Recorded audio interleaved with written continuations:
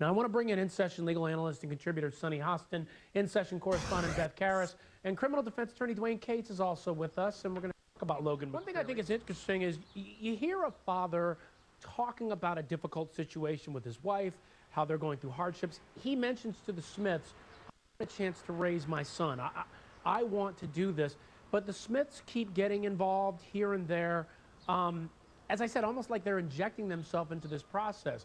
When you look at this testimony from a defense perspective, what do you have to do? What do you expect on cross-examination in order to dispel the myth that they were involved in maybe hiding Elizabeth Johnson or not telling where she was, but also trying to take the baby away from Logan?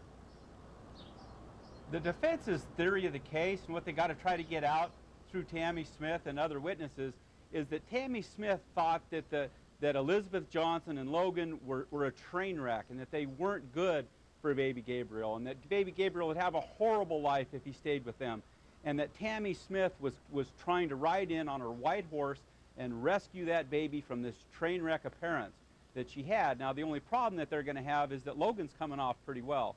The prosecution spent a ton of time yesterday making Logan look like a good guy. They took the sting out of the criminal prosecutions by dealing with it up front. And quite frankly, Logan's coming off pretty good, and I think the defense is having some problems. I agree with both of you. When I look at him on the stand, he looks like a father caught in a difficult situation. And even though Logan and Elizabeth weren't married, you hear about the strife, you hear about what they've gone through, and you look at him, and my heart's kind of going out.